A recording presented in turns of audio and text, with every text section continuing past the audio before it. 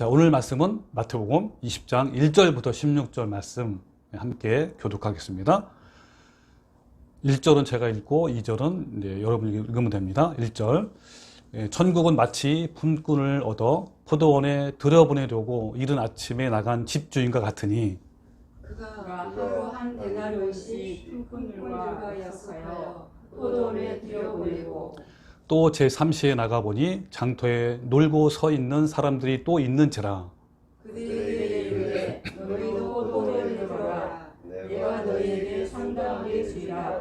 그들이 가고 제6시와 제9시에 또 나가 그와 같이 하고 제11시에도 나가보니 서 있는 사람들이 또 있는지라.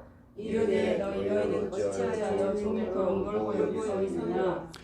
이르되 우리를 품꾼으로 쓰는 이가 없음이니이다. 이르되 너희도 포도원에 들어가라니라.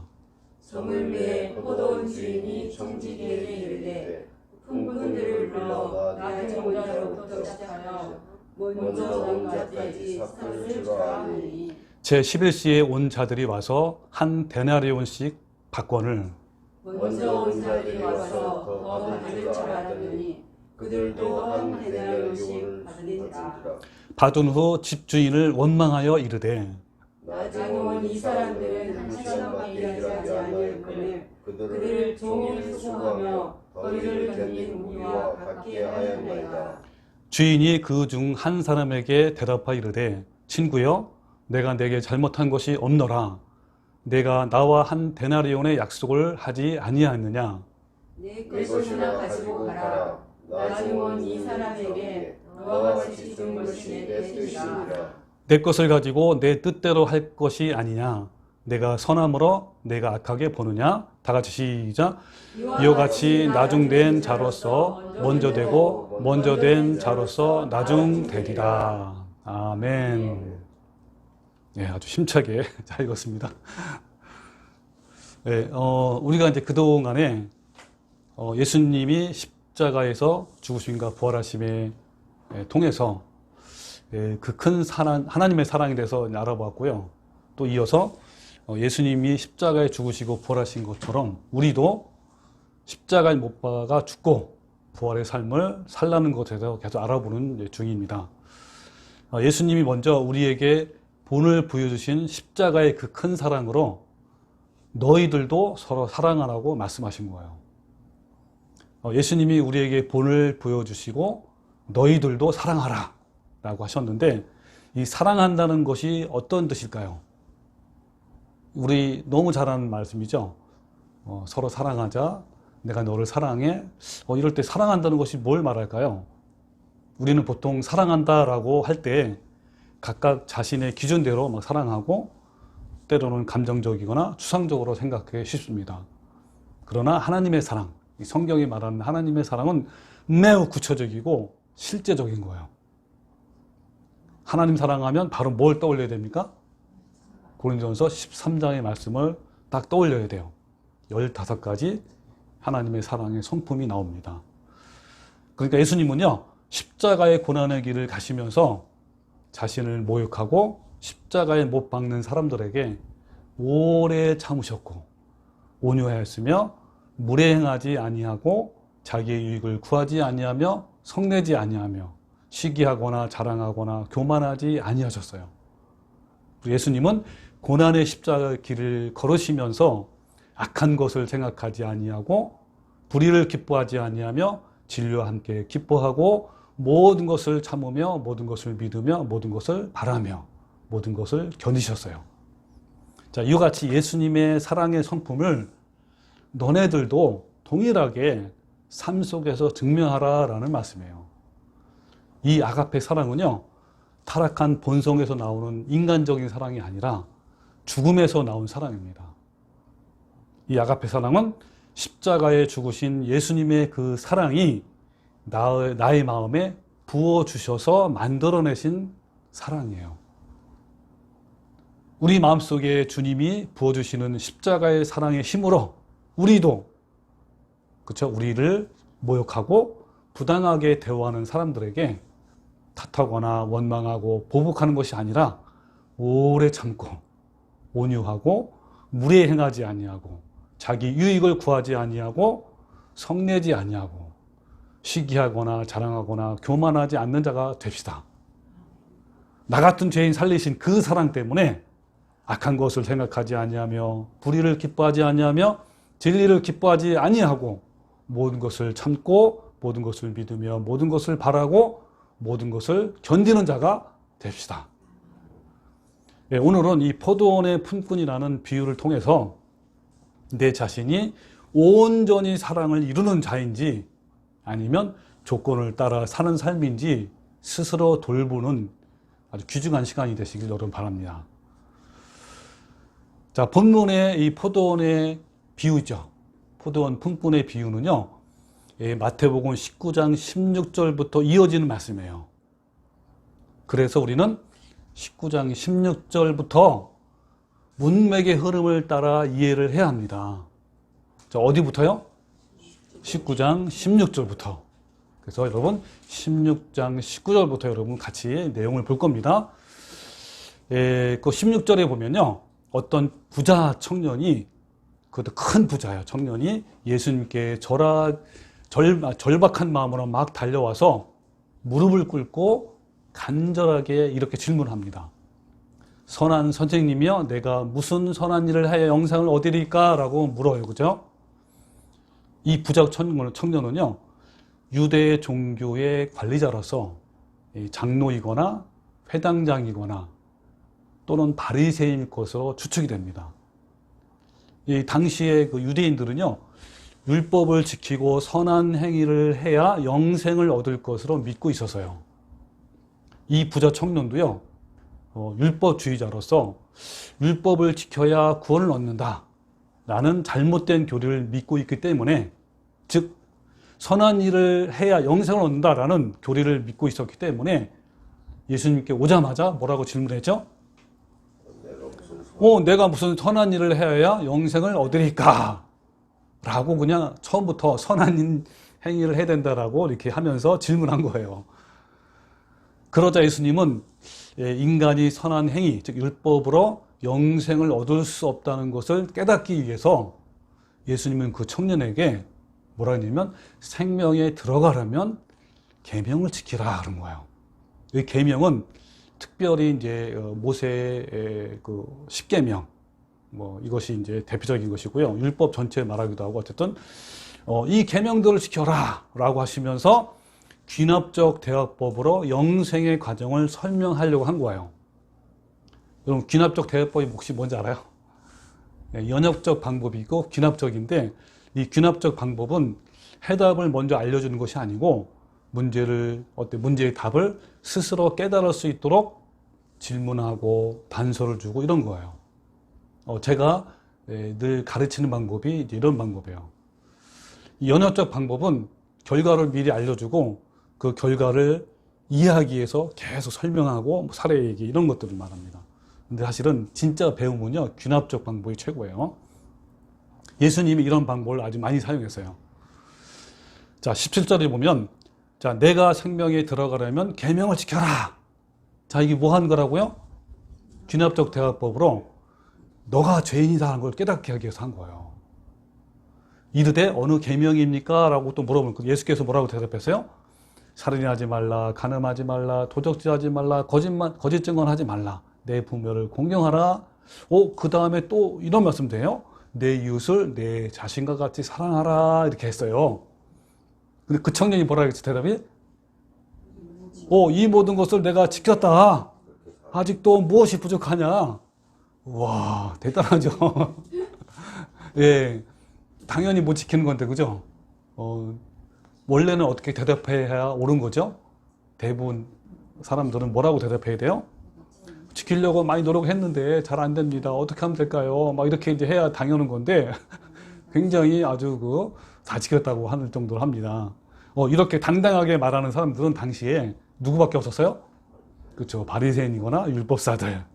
이들은 어때요? 율법을 철저히 지킴으로 영생을 얻는다고 믿고 있었던 거예요.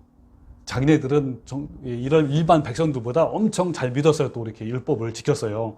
그랬더니 자신 있게 이제 한 거죠. 그런데 예수님이 계명을 지키라는 말씀은 이유는 왜 그랬다고 했죠? 율법을 지켜서 영생을 얻는 것이 아니라 율법은 뭐예요? 죄를 깨닫게 하고 또 죄인임을 깨달은 사람들을 어떻게 한다고요? 몽학 선생님이 되어서 예수님께로 인도해서 하나님께 열매를 맺기 위해서 율법을 주신 겁니다. 이거를 지금 설명하려고 이렇게 계명을 지키라라고 한 거예요. 아마 이 자세한 내용은 로마서 강의에 설교에 자세히 나와 있으니까 나중에 보시고요. 네, 여전히 행위 구원을 강조하고 율법주의에서 헤어나지 못하는 부자와 청년에게 예수님은 영생의 조건이, 그 구원의 조건이 예수님의 성품과 성령 열매를 맺는 것이다. 그러므로 영생을 얻기 위해서 재물을 버리고 예수님을 따르라라고 말씀합니다. 자, 그 21절이죠. 자, 21절. 예수께서 이르시되 내가 온전하고자 할진대, 이 뭐죠? 너가 진짜 생각과 행동이 온전한 것, 즉 우리한테는 무슨 뜻이죠? 결국 예수님을 품성을 담는 걸 말해요, 그죠? 자, 그럴진데 뭐라 그랬어요? 가서 내 소유를 팔아 가난한 자들에게 주라. 그리하면 하늘에서 보화가 내게 있으리라. 그리고 와서 나를 따르라 그런 거예요.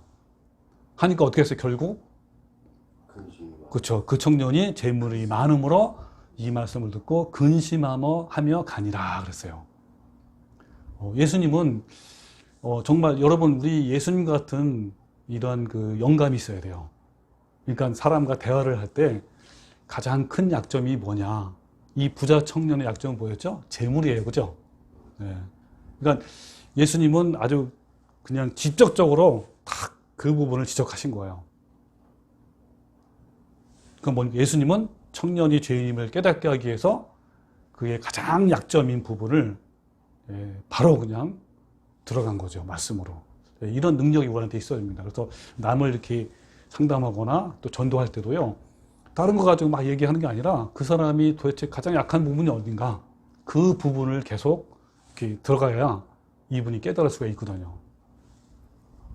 자, 어쨌든 예수님은 부자 청년이 온전히 구원을 이루는데 가장 큰 걸림돌이 재물, 이 돈임을 알고 그 재물을 포기하라고 말씀한 거예요. 여러분, 하나님과 재물을 겸하여 섬길 수 없어요. 하나님을 섬기든지 재물을 섬기든지 중간이 없단 말이에요. 이 재물을 뭐라고 부르냐면 만몬신이라고 그래요. 얼마나, 이 그러니까 만몬이 뭐냐면 돈이란 말이에요, 그죠? 돈. 그러니까 얼마나 사람들이 돈을 추구하고 섬기길래 이 만몬신이라는 이런 이름까지 있는 겁니다. 그 정도로 구원을 이루는데 매우 강력하게 방해가 되는 것이 바로 뭐라는 거예요? 돈이라는 거예요. 그래서 이 부자 청년은 예수님을 따르는데 재물이 가장 방해가 되고 걸림돌이 됨에도 불구하고 결국 영생으로 인도하는 그 좁은 문 앞에서 들어가지 못하고 근심하며 그만 돌아서고 맙니다.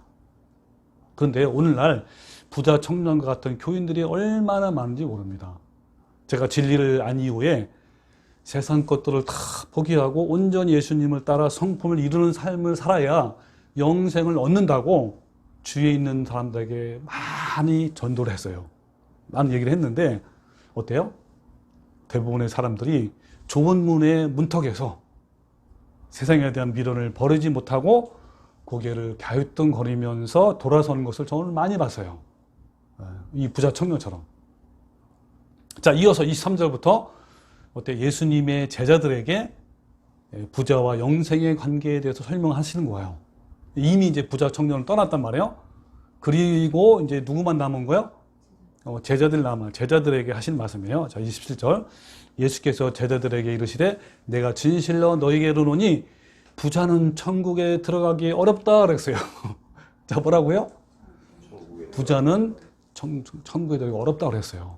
어느 정도 어려우냐? 그 다음 구절에 뭐라 그랬죠? 낙타가 바늘기로 들어가는 것이 부자가 하나님 나라에 들어가는 것보다 쉽다. 여러분, 낙타가 얼마나 커요? 그리고 바늘구멍이 이만하단 말이에요, 그죠? 그거보다 더 부자가 천국 들어가기 어렵다라는 거예요. 이렇게 말하니까 여기 제자들이 놀란 거예요. 자, 뭐라고 했죠? 그 다음에 이게 뭐냐면 이런 말이에요. 그러니까 이 부자이면서 마음이 가난하면 좋지만 이 대부분 돈이 많을수록 어때요? 이 부자 청년처럼 세상에 대한 탐욕이 더 많아져서 절대로 좁은 길을 갈 수가 없어요. 그런데 부자뿐만이 아니라 가난한 사람들 중에도요, 마음이 부자가 있어요. 뭐냐면 가난한 사람 중에도 돈의 탐욕에 눈이 멀어서 빨리 돈을 버는 것이 자신의 목표가 된 사람도 똑같아요. 네, 이 사람도 여전히 천국 가기 매우 어려워요. 포기하기가. 그래서 26절에 뭐라 해서 제자들이 너무 놀래가지고 여기 뭐라 그랬죠? 몹시 놀랐다 그랬죠. 그죠? 놀라면서 뭐라 그랬죠? 그렇다면 누가 구원을 얻을 수 있느냐? 그러면서 예수께서 그들을 보시며 이르시되 사람으로는 할 수 없으나 하나님은 할 수 있다. 하나님은 어떻게 할 수 있는 거죠? 사람은 못해요. 어떻게 할 수 있죠? 우리 뭐 지난번에 설교한 것처럼 하나님은 사람들에게 고난과 시련을 통해서 주님을 찾게 해요. 그리고 주님의 성품을 새롭게 변화시킬 수 있는 여러 가지 방법이 있어요. 그것을 뭡니까? 그 상태에서 주님을 따라가는 사람이 있고 그렇지 않은 사람이 있는 거죠. 그건 자기 선택이고요. 즉 뭐냐면 사람이 고난과 시련이 자신에게 왔을 때 겸손한 마음으로 주님을 신뢰하고 의지하고 회개한다면 하나님은 능히 어떤 사람도 새롭게 변화시킬 수 있다는 말씀이에요. 이때 뭐라요? 이때 27절에 누가 나서죠? 딱? 베드로가 안 끼는 데가 없어. 그죠? 안 끼죠? 자, 베드로가 뭐라 하냐면 우리는 부자 청년과는 다르게 모든 것을 버리고 주님을 따랐습니다. 우리에게 무엇이 있겠습니까? 무엇이 필요합니까? 얘기한 거죠? 여기 뭐라 그랬죠? 한번 다시 여기 성경 말씀대로 뭐라 그랬어? 베드로가 보소서 우리가 모든 것을 버리고 주를 따라오사온데 그런즉 우리가 무엇을 얻으리까? 사실 베드로와 더불어 이 제자들은요 다 버렸어요. 모든 직업을 다 버리고 오로지 누구만 따른 거예요? 예수님을 따랐단 말이에요. 우리는 그렇게 했는데 우리는 도대체 뭐가 있겠습니까? 라고 물은 거예요. 그때 예수님은 뭐라고 대답했냐면 너네들은 영생이 있을 것이다. 말씀하시면서 최종적으로 뭐라고 말씀하시냐면 그러나 먼저 된 자로서 나중되고 나중된 자로서 먼저 될 것이다 라고 말씀합니다. 자, 한번 볼까요? 28절 예수께서 이르시되 내가 진실로 너희에게 이르노니 세상이 새롭게 되어 인자가 자기 영광의 보좌에 앉을 때 나를 따르는 너희도 이 너희가 누구죠? 제자들이에요. 너희도 12부제에 앉아 이스라엘 12지파를 심판하리라. 그러니까 쉽게 말하면 너희도 천국 간다. 영생 얻는다. 그런 뜻이에요. 또 내 이름을 위하여 집이나 형제나 자매나 부모나 자식이나 전토를 벌인 자마다 예수님도 그렇죠? 아니 이 제자들도 그랬죠? 모든 걸 포기하고 예수님을 따랐단 말이에요. 그런 자마다 뭐라는 뜻이에요? 여러 배를 받고 또 영생을 상속하리라. 이 말은 자 너네들 모든 걸 포기하고 나를 따른 너네들 영생을 얻을 거다라는 거예요. 그러면서 뭐라 그랬죠? 그러나 여러분 그 다음 구절에는 뭐가 나와요 사실은? 여러분 그러나라는 무슨 뜻이죠? 앞에 나온 내용과 반대를 말하는 접속사 아닙니까? 그러니까 자 너네들은 이러이러해서 영생을 얻을 것이다. 그러나 사실은 뭐가 나와야 돼요? 이런 사람들은 영생을 얻지 못할 것이다 라는 말씀이 나올 건데 그 말씀 대신에 뭐가 나온 거예요? 먼저 된 자로서 나중되고 나중된 자로서 먼저 될 자가 많으리라 그랬어요. 같은 뜻이에요 지금. 그러니까 앞에는 뭐라 그랬죠? 너희는 이러이러하기 때문에 영생을 얻을 것이다. 그러나 이런 사람은 영생을 얻지 못할 것이다 라는 말씀을 이렇게 표현한 거예요. 그러니까 여러분 이 먼저 된 자가 나중되고 나중된 자가 먼저 된 자가 이게 오늘 핵심 주제예요. 자 그렇다면 자 무슨 뜻일까 이 말씀이? 여러분 잘 이해됩니까? 이 말씀 무슨 뜻인지? 잘 이해가 안 되죠? 자, 우리만 그런 게 아니라 제자들도 이 무슨 뜻인지 모르는 거예요. 그래서 이 말씀을 좀 더 쉽게 풀어주고 설명하기 위해서 오늘 본문 말씀 뭐예요? 포도원의 품꾼의 비유를 들은 거예요. 그러니까 포도원의 품꾼은 뭐를 설명한 거예요? 그렇죠. 예, 먼저 온 자가 나중되고 나중되고 먼저 이걸 설명하기 위해서 이 품꾼을 두는 거란 말이에요. 이거에 대한 자세한 설명이란 말이에요. 그런데 이 비유를요, 많은 목사들이 설교에 어떻게 설교하냐면 이렇게 설교해요. 늦게 믿는, 열심히 믿는 자가 천국에서 더 큰 상급을 받는다, 이렇게 말해요. 이게 무슨 말이냐면 교회에 출석한 지 얼마 안 됐지만 교회 열심히 섬기는 자가 어떻다는 거예요? 천국에 더 큰 상급 받는다, 이렇게 얘기하는 거예요. 정말 잘못된 거죠? 여러분, 비유라는 것은요, 다양한 부분을 설명하는 것이 아니고 뭡니까? 어느 한 부분을 이해하기 쉽게 설명하기 위해서 사용하는 방법이에요. 근데 이 포도원 품꾼의 비유는 뭐라고 그랬죠? 먼저 된 자가 나중되고 나중되가 먼저 된 자가, 이 말씀을 설명하기 위해서 나온 비유입니다. 더 이상 확대하면 안 됩니다. 자, 포도원의 품꾼의 비유를 끝내면서 이 비유의 목적을 강조하기 위해서 오늘 마지막 부분에 또 나와요. 자, 보실래요? 20장 16절. 포도원 품꾼의 비유의 맨 마지막 뭘로 끝났냐면, 자, 16절 나오죠? 이와 같이 뭐라고요? 나중된 자로 먼저 되고 먼저 된 자로 나중되리라. 이게 끝이에요, 이제 이 말씀이. 그러니까 맨 마지막에 강조를 또 한 거예요, 그죠? 네. 그러니까 여러분 어때요? 이 성경을 보려면요, 한 구절만 보면 안 되고 문맥을 따라 쫙 읽어야 됩니다. 너무 중요한 거예요. 그래야 오류를 범하지 않을 수가 있습니다. 자, 이 마지막 말씀, 자, 마태복음 20장 16절 말씀이요. 근데 아쉽게도요, 이 말씀의 원문에서 중요한 내용이 삭제된 부분이 있어요. 우리나라 성경은. 그 원문을 넣어서 한번 제가 16절을 한번 직역을 해볼게요. 여러분, 제가 카톡에 보냈습니다. 원문을 해가지고요. 직역해가지고. 자, 원문에는 뭐라고 적혀 있냐면, 자, 이처럼 마지막 사람들이, 이 마지막은 먼저 된 자예요, 앞에. 사람들이 처음 되는 것. 마지막은 나중되고, 처음은 먼저 된 자입니다. 이처럼 마지막 사람이 처음 될 것이고, 처음 사람들이 마지막 될 것이다. 하면서 생략된 부분이 그 다음 구절 나옵니다. 뭐가 생략되냐면, 왜냐하면 많은 사람들이 부름을 받았으나 선택된 자들은 극소수이기 때문이다. 이 부분이 생략된 거예요. 자, 한번 따라해 보세요. 왜냐하면 많은 사람들이 부름을 받았으나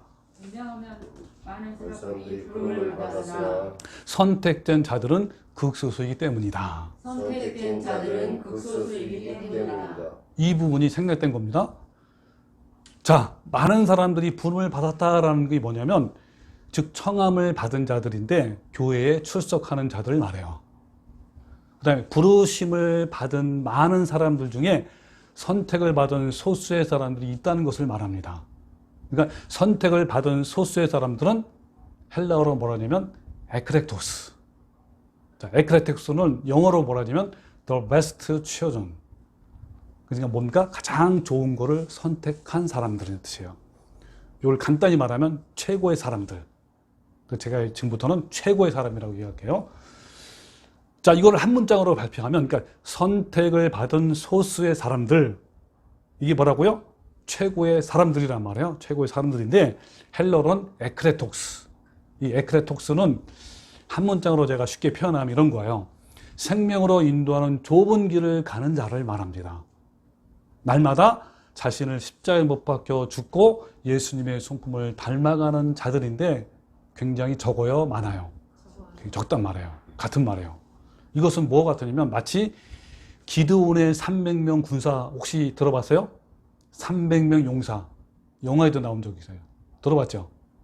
이게 뭐냐면 그때 당시에 사사였던 기드온이 약 3만 2천 명이나 되는 이스라엘 성인 남자들 중에 최고의 사람 300명을 선택을 했어요.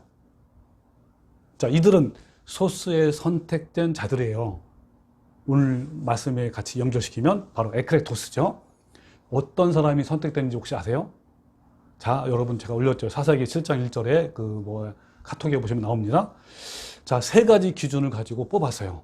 수많은 백성 중에 남자 중에 300명을 어떻게 뽑았냐면 첫 번째 7장 1절에 이런 말씀이 있어요. 여호와께서 기드온에게 이르시되 너는 너를 따르는 백성이 너무 많다. 그래서 내가 그들의 손에 미디안 사람들을 넘겨주지 아니할 거다. 그러니까 너무 많다는 거예요. 그러면서 뭐라냐면 이는, 그래서 이 사람들과 함께 다 같이 싸울 것이 아니다. 몇 명만 줄일 것이다. 왜냐하면 이는 이스라엘이 나를 거슬러 스스로 자랑하기를 내 손이 나를 구원하였다 할까 함이라 그런 거예요. 그러니까 하나님이 이기게 해야 되는데 누가 이긴다고? 자기네들이 이겼다라고 자랑할까 봐 다 선택하지 않겠다는 거예요. 즉 뭡니까? 자랑하거나 교만하지 않고 겸손한 자를 택하겠다는 거예요. 그죠? 하나님만 의지하는 자만. 첫 번째 조건이고요. 그 다음에 2절에 뭐라냐면 누구든지 두려워 떠는 자는 길라산을 떠나 돌아가라. 그 마음이 막 떨자. 전쟁할 거니까 이제 미디안 군사들과 이제 전쟁할 거란 말이에요. 두려워 떠는 자는 다 가라 그랬어요. 많은 사람이 다 떠났어요. 이때 당시에. 그러니까 두려워하거나 떠는 자는 떨지 않는 자는 뭘 말하죠? 그러니까 두렵고 떨지 않는 자를 선택한 거란 말이에요. 그죠? 하나님의 선하심을 믿고 어떤 상황에도 온전히 신뢰하고 순종하는 자를 하나님은 원한다는 거예요. 자, 그 다음에 4절. 이번에도 사람이 너무 많다는 거야. 4절 볼게요. 여호와께서 또 기드온에게 이르시되 백성이 아직도 많다. 그래서 어떻게 하냐면 또 하나 시험을 또 했어요. 그들을 인도하여 물가로 내려가라. 거기서 내가 너를 위하여 그들을 시험하리라 그랬어요. 6절에 보면 손으로 움켜 입에 대고 핥는 자의 수는 300명이요. 그 외의 백성은 다 무릎 꿇고 물을 마신지라 그랬어요. 자, 두 가지 부류가 있죠. 한 사람은 어때요? 한 부류는 손을 이렇게 먹었단 말이에요. 또 한 부류는 무릎 꿇고 이렇게 물을 핥았단 말이에요. 어떤 사람이 더 좋을까요? 그렇죠. 물을 떠서 먹는 사람. 그래서 물가로 인도하여 물을 마시게 할 때 손을 움켜대고 핥는 자만 딱 택하니까 몇 명이에요? 300명이 된 거예요. 이 말은 뭐냐면 항상 깨어서 적과 싸울 마음의 준비가 된 자. 간단히 말하면 깨어있는 자. 자, 이렇게 해서 이 세 가지를 가지고 딱 300명 용사가 딱 나온 거예요. 그들이 바로 뭡니까? 수많은 이스라엘 백성 중에 선택된 베스트, 최고의 사람이라는 거예요. 바로 여기서 우리 비유에서 말하는 먼저 될 자. 자, 무슨 자? 먼저 될 자라는 말이에요. 그래서 그러나 먼저 된 자로서 나중되고 나중된 자로서 먼저 될 자가 많으니라 라는 말씀이 또 어디에 나오냐면 마태복음 22장에 나와요. 자, 이거는 설명만 할게요. 너무 긴데 여기 보면 혼인잔치 비유와 예복의 비유가 나옵니다. 이 시간에 이 비유를 자세히 설명하기 너무 시간이 많으니까 뭡니까? 핵심만 설명을 한번 해볼게요. 역시 이 비유의 이 마지막 말씀이 바로 마태복음 22장 14절 말씀이에요. 청함을 받은 자는 많되 택함을 입은 자가 적다. 여러분 이 말씀이 바로 이 비유의 핵심이에요.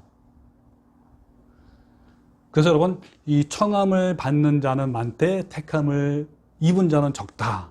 이걸 영어로 하면 for many are called.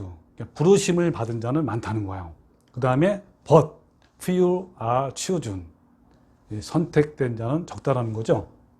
그럼 여기서 청함을 받은 자는요, 교회에 다니는 사람들 말하고요, 택함을 받은 자는 아까 말한 에크레톡스, 최고의 사람으로 좁은 길을 가는 자를 말합니다. 자, 그러면 먼저 된 자로 나중되고 나중된 자로 먼저 될 자가 많다라고 말하는 또 이 말씀과 또 연결되는 말씀이 또 있어요. 우리 잘 아는 말씀이에요.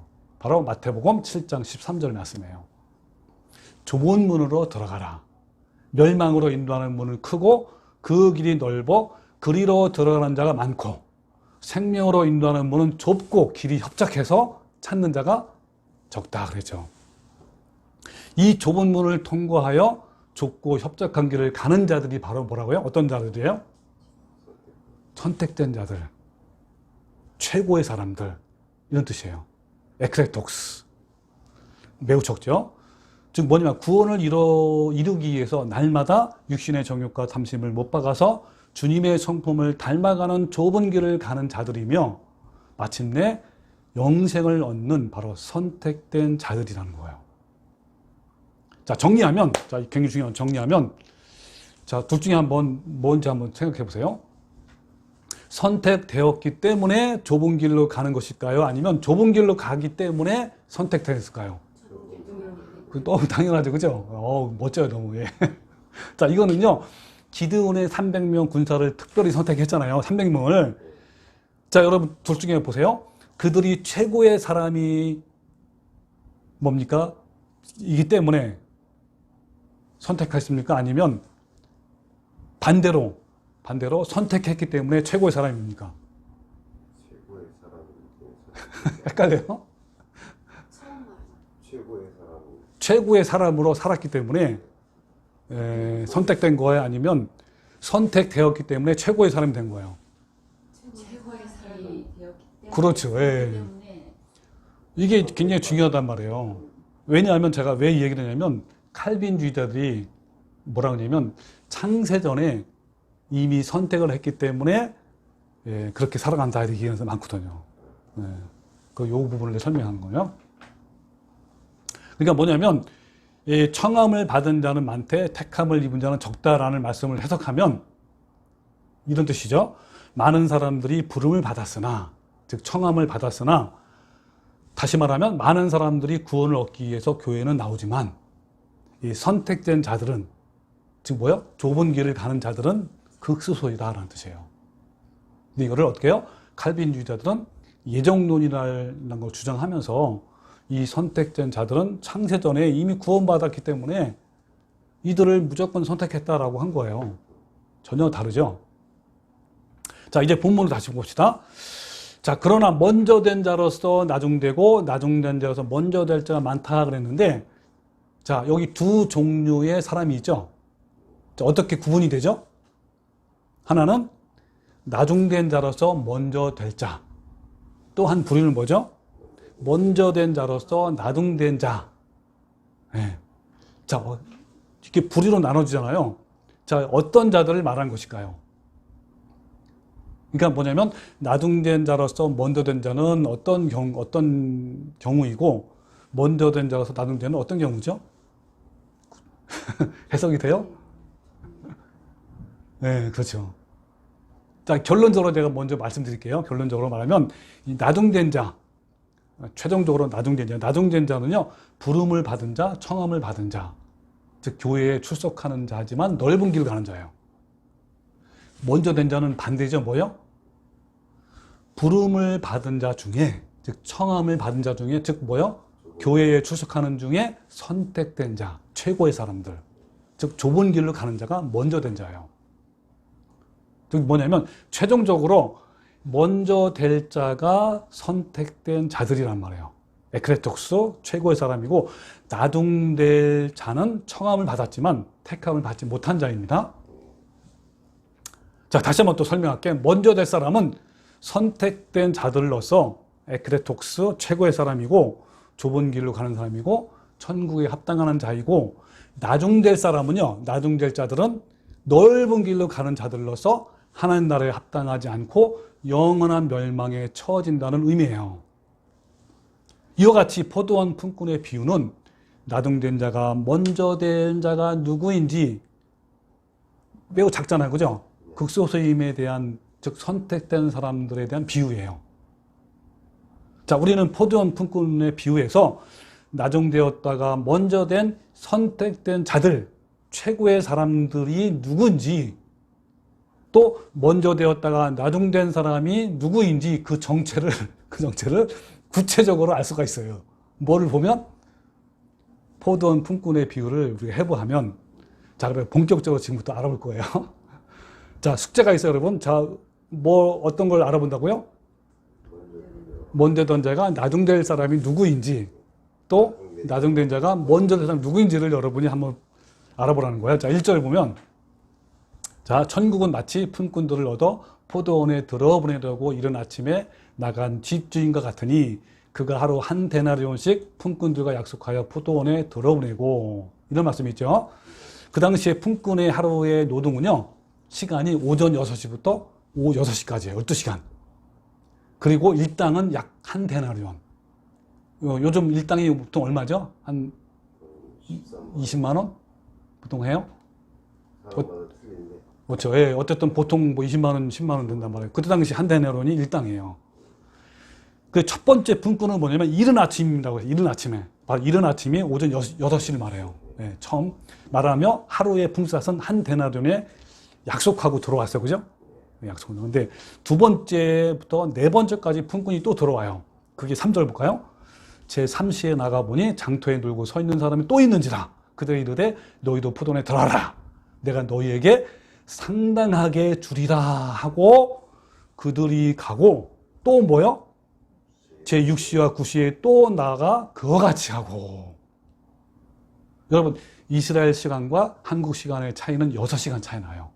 그러니까 이스라엘 시간에다 6을 더해주면 돼요. 그럼 우리 한국 시간입니다. 그러니까 제3시는 몇 시죠?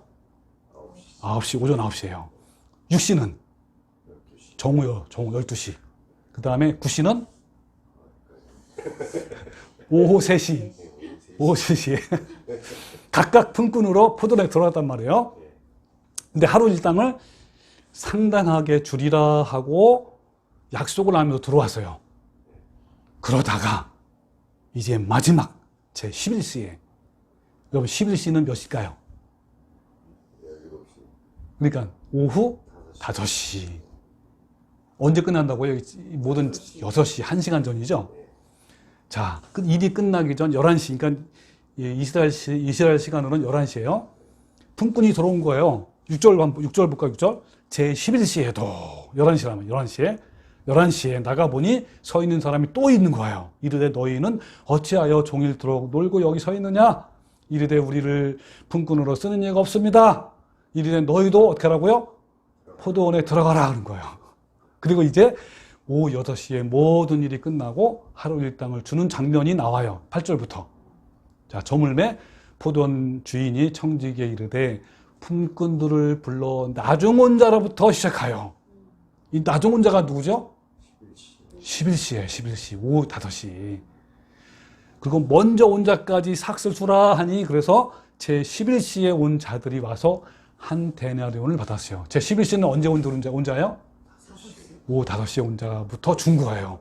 얼마 줬다고요? 한 데나리온을 준 거예요. 그리고 먼저 온 자들이 와서 또 받은 거예요. 그죠? 이 먼저 온 자들이 몇 시예요? 오전 6시, 9시, 12시, 오후 3시. 그들도 와서 받은 거예요. 근데 뭐라 그랬죠? 더 받을 줄 알았더니 그들도 얼마큼 받았어요? 한 데나리온 똑같이 받은 거예요. 그러니까 뭐냐면 제일 나중에 온 자들부터 일당을 주는데 나중에 온 품꾼이 11시란 말이에요. 11시에 온 이제 1시간만 일했잖아요. 근데 놀랍게도 한 데나리온을 준 거예요. 그러니 먼저 온 자들은 어때요? 더 많은 일을 했으니까 더 많은 일당을 받을 것이라고 당연히 여겼어요. 그런데 모두 동일하게 한 데나리온을 주는 겁니다. 그래서 먼저 온 자들이 원망한 거예요. 자, 그래서 11절 받은 후 집주인을 원망하여 이르되 나중 온 이 사람들은 1시간밖에 일하지 아니었거늘. 이 나중 온 자가 누구죠? 11시에 온 자들, 오후 5시죠. 그들을 종일 수고하며 더위를 견딘 우리와 같게 하였나이다. 그때 뭐라 했어요? 주인이 그 중에 한 사람에게 대답해 이르되 친구여 내가 내게 잘못한 것이 없노라. 내가 나와 한 데나리온에 약속하지 않느냐? 약속. 그죠? 내가 내 것이나 가지고 가라. 나중 온 이 사람들에게 너같이 주는 것이 내 뜻이니라. 내 것을 가지고 내 뜻대로 하는 것이 아니냐?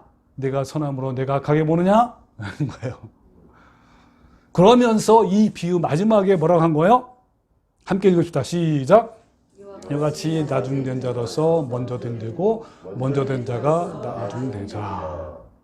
이걸 직역하면 이처럼 마지막 사람이 처음 될 것이고 처음 될 사람이 마지막 될 것이다. 왜냐하면 많은 사람들이 부름을 받았으나 선택된 자들은 극소수이기 때문이다. 이렇게 한 거예요.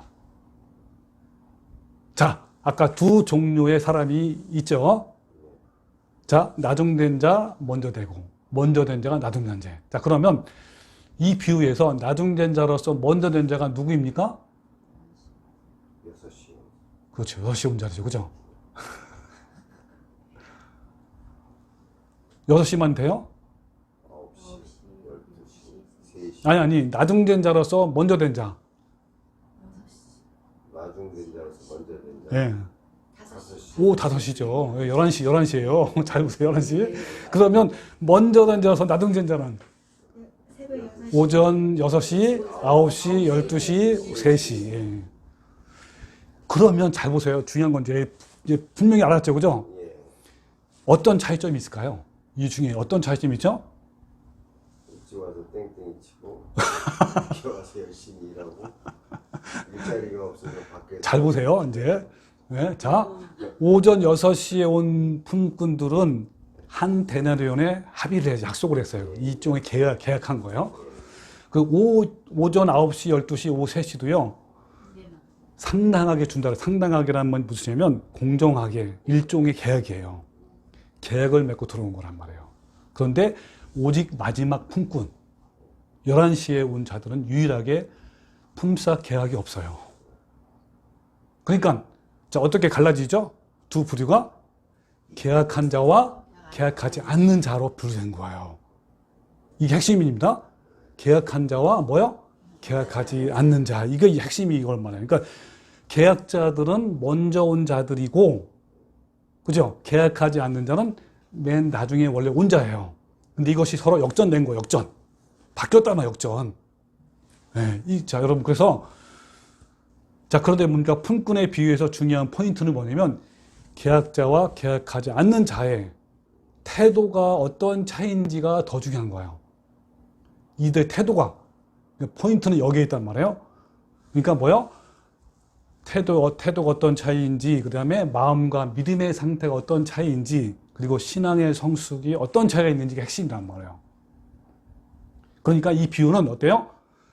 오전 6시, 9시, 12시, 오후 3시에 온 품꾼들은 매우 억울해하고, 그렇죠? 너무 불평등했단 말이에요. 근데 오후 5시에 온 품꾼들은 그렇죠. 그렇지 않단 말이에요.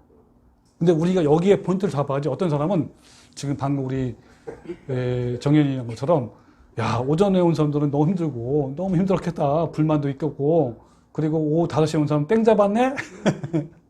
이런 관점에서 보면 안 된단 말이에요. 품꾼의 비유의 중요한 포인트는 계약자와 계약하지 않는 자로 나눈다는 것이고, 그들의 각각의 태도와 마음과 믿음과 신앙의 차이가 있다는 거예요.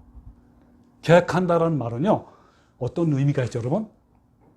서로 이익과 대가성이 있다는 의미고요.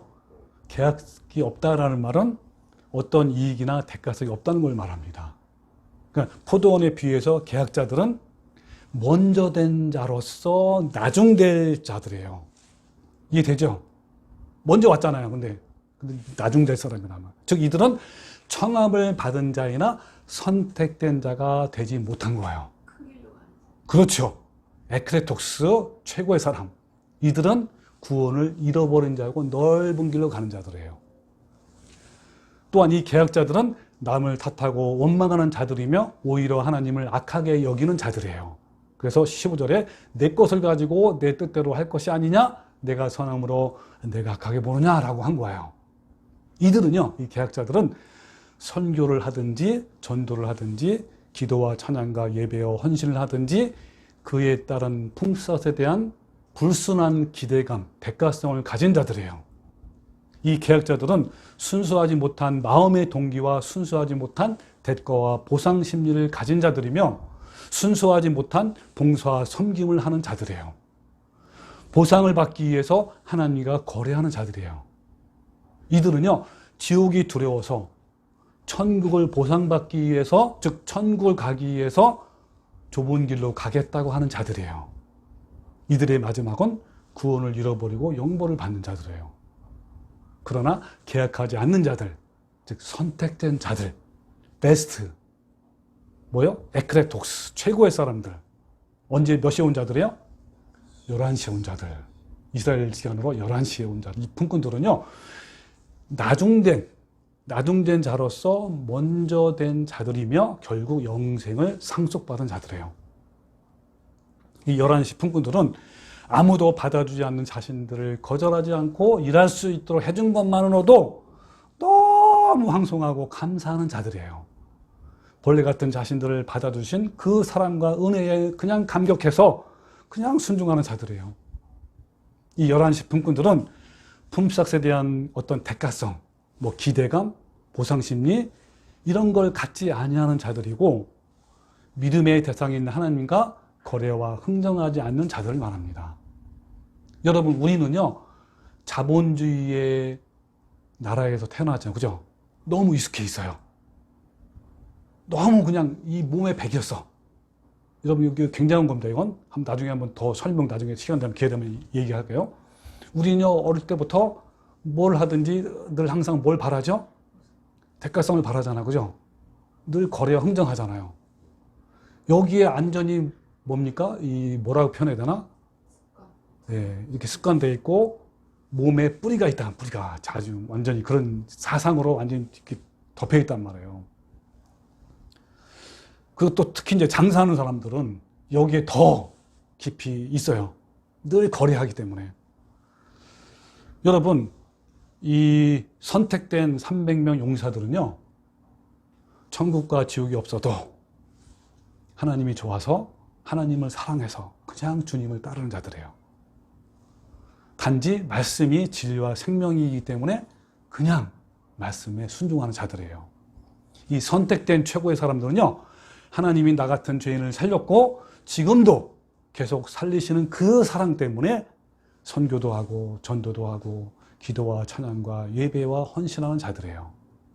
이들은 계약자들처럼 내가 복을 받기 위해서 돈도 잘 벌고 성공하기 위해서 내 질병이 치유를 받기 위해서 지옥이 너무너무 무서워서 천국 가기 위해서 교회 열심히 나가고 전도하고 선교하는 것이 전혀 아닌 거예요.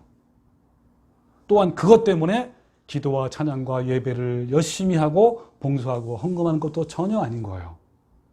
이 계획하지 않는 자들은 하나님의 사랑이 너무 커서 자발적으로 기뻐서 헌금을 하는 것이지 어떤 대가성을 기대하는 자들이 아니에요. 그래서 여러분, 연보 헌금에 대해 성경에는 뭐라고 했냐면 고린도서 9장 7절에 각각 그 마음에 정한 대로 할 것이요 인색함이나 억지로 하지 말지니 하나님은 즐겨내는 자를 사랑하시니라 그랬습니다. 여러분, 헌금, 연보한다는 것은요 돈이나 물질을 자원하는 하나님 마음으로 어떤 대가를 바라지 않고 자발적으로 나누는 기쁨이에요. 그런데 목사들은 헌금을 많이 하면 하나님이 몇 배로 갚아줄 것이라고 설교할 때마다 수없이 강조해요. 성경에 나오는 온갖 축복의 구조들을 나열하면서 헌금을 하면 이 땅에서 몇 배로 축복을 받을 것이고 천국에서도 큰 상급이 있을 것이고 자녀가 좋은 대학에 갈 것이고 좋은 직장을 얻을 것이고 승진하고 성공할 것이라고 헌금 막 부추겨요. 또 어떤 사람은요 외식으로, 헌금하는 사람이 외식으로 목사님께 인정받기 위해서, 또 사람들에게 인정과 칭찬과 또 어떤 사람은 직분을 얻기 위해서, 여러분 장로나 권사 직분을 얻기 위해서는요 철저하게 헌금을 해야 돼요. 네. 저도 예전에요 하나님을 위한 모든 섬김이 봉사나 헌금이나 기도나 예배 등을요 어떠한 기대감이나 대가성이나 축복이나 보상 또는 안전 때문에 열심히 한 적이 많아요. 제가 그래요, 제가. 그래서 이들은요 모든 계약자들이며 하나님을 합당치 아니합니다. 청함을 받는 자이나 택함을 받는 자가 아닌 거예요. 그러나 선택된 300명의 용사들은요 나를 사랑하신 하나님의 그 큰 사랑 때문에 어때요? 우리를 모욕하고 부당하게 대우하는 사람들에게 탓하거나 원망하거나 보복하는 것이 아니라 오히려 어때요? 오래 참고 온유하고 무례 행하지 아니하며 자기 유익을 구하지 아니하고 성내지 아니하고 시기하거나 자랑하지 하거나 교만하지 않는 거예요.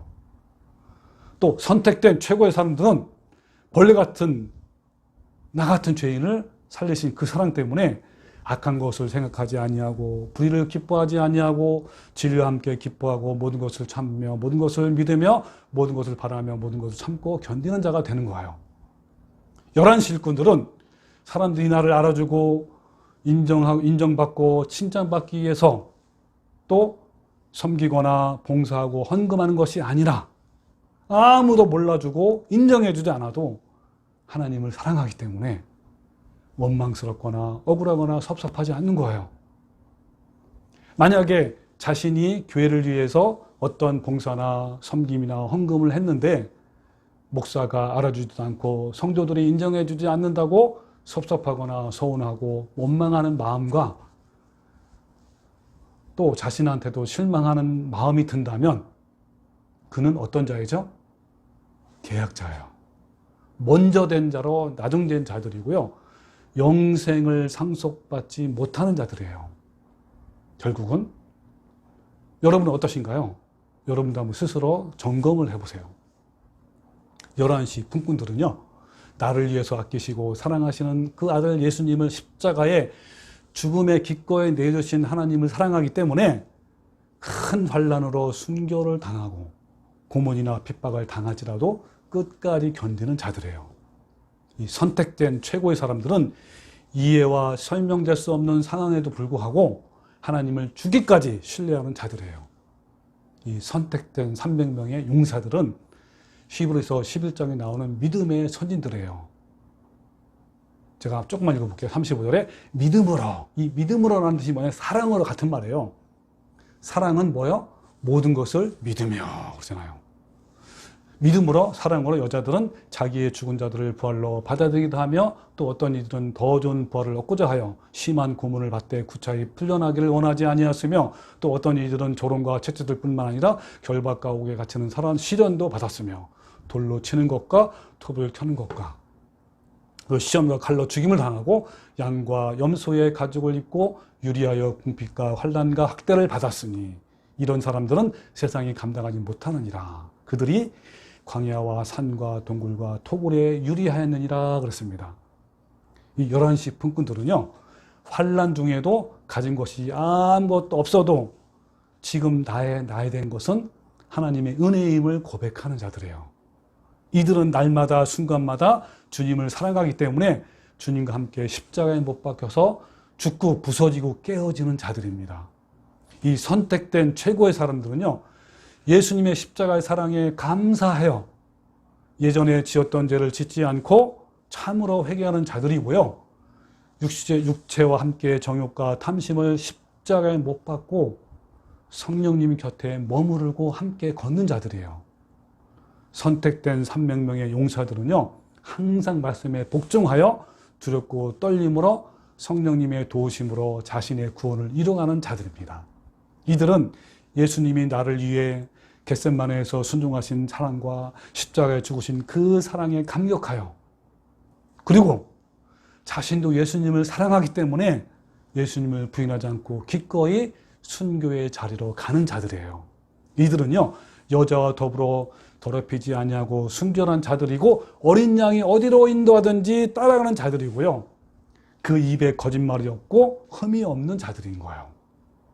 11시 품꾼들은요, 하늘 영광을 버리시고 낮고 낮은 이 땅에 비천한 사람의 모습으로 오셔서 우리를 대신하여 저주의 십자가에 못 박혀 피 흘려 죽으신 예수님의 사랑 때문에 그 예수님 말씀에 순종하는 자들이고요.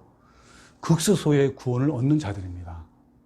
이 선택된 최고의 사람들은 비록 무화과 나무가 무성하지 못하며 포도나무에 열매가 없으며 감람나무에 소출이 없으며 밭에 먹을 것이 없으며 우리의 양이 없으며 소양간에 소가 없을지라도 나는 여호와로 말미암아 즐거워하여 나의 구원의 하나님으로 말미암아 기뻐하는 자들인 거예요.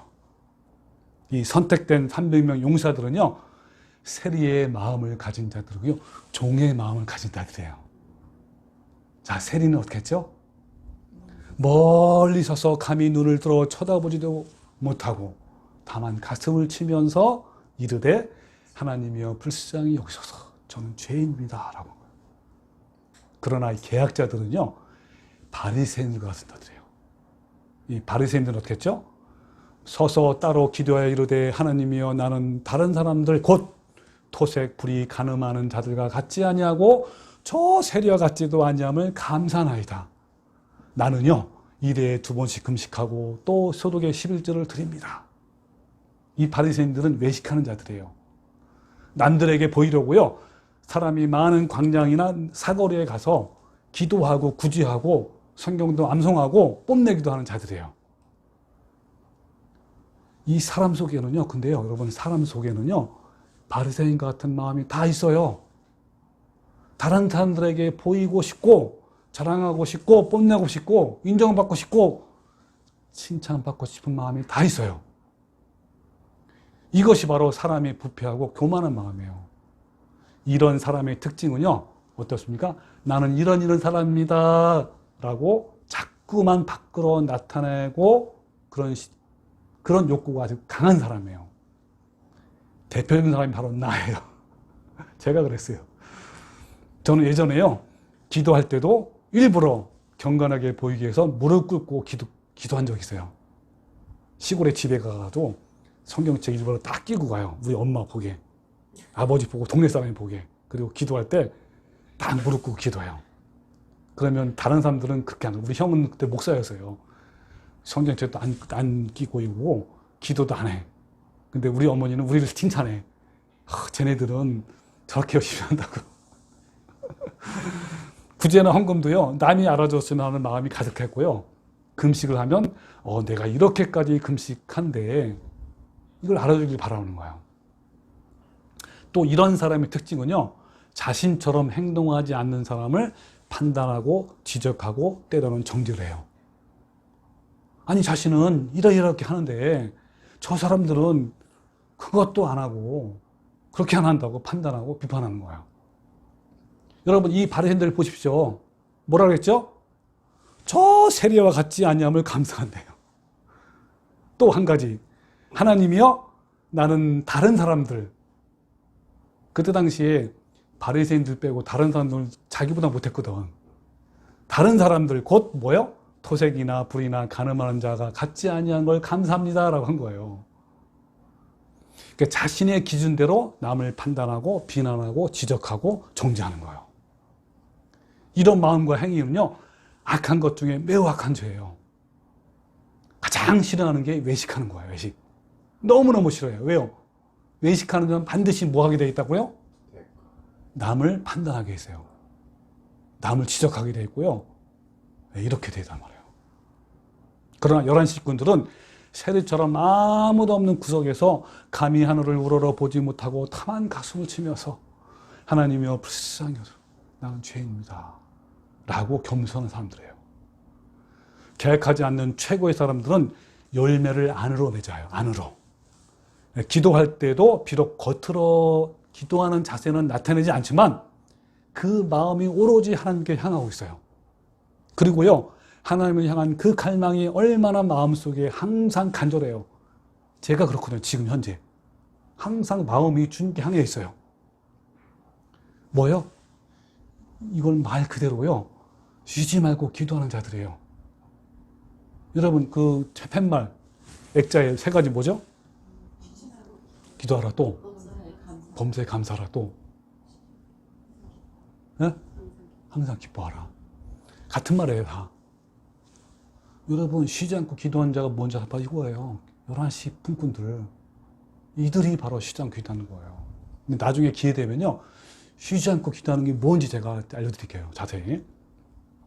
11시 일꾼들은 절제의 성품이 있기 때문에 어떠한 심각한 문제가 일어나도요 조급해하거나 요란하지 않고 침착하고 조용하고 오래 참고 온유해서 마음의 여유와 평강이 있어요. 어떤 기쁜 감정이 와도요 격하게 반응하지 않고 여전히 그 마음은 침착하고 여유가 있어요. 이걸 성경이 뭐라고 표현하냐면 어린아이 같지 않나요? 어린아이 같지 않고 어때요? 장성한 사람처럼 늘 에이데네. 에이데네가 뭐냐면 화평, 평강, 샬롬 이런 뜻이에요. 있는 거예요. 그러니까 감정의 기복이 없어요. 고린도전서 13장 11절에 뭐라고 하냐면 내가 어렸을 때는 말하는 것이 어린아이 같고 깨닫는 것도 어린아이 같고 생각하는 것도 어린아이 같다. 그러다가 장성한 사람이 되어서는 이런 어린아이를 다 버렸다 그랬어요. 여러분 어린아이 특징이 뭐죠? 단순하면서 감정의 기복이 굉장히 널뛰기 하잖아요. 좋을 때는 막 좋았다 그러고 또 어때요? 싫을 때는 막 또 엄청 싫어하고 이런 걸 다 버렸다는 거예요. 그래서 어린아이는 이 사랑의 열매가 그러니까 하나님의 성품이 다뤄지지 않았다는 거고요. 그리고 장성한 사랑은 뭐예요? 하나님의 사랑의 열매가 내 안에 무럭무럭 자라는 사람들이에요. 여러분, 선택된 300명 용사들은요, 겉으로 화려한 24기가 아니라 그 속에 맺는 열매예요. 안으로 맺는 열매예요, 안으로. 그래서 다른 사람들이 보기에는요, 그냥 평범하고 아무것도 아닌 것처럼 보일지라도요, 그 속에는 아름다운 열매가 풍성하게 있는 거예요. 사람들은 전혀 모를 수가 있어요. 왜? 겉으로 나타내, 안 나타내? 안 나타내요. 외식하는 사람이에요? 안 하는 사람이에요? 외식은 안 해요. 뭐든지 다 은밀하게 합니다. 은밀하게.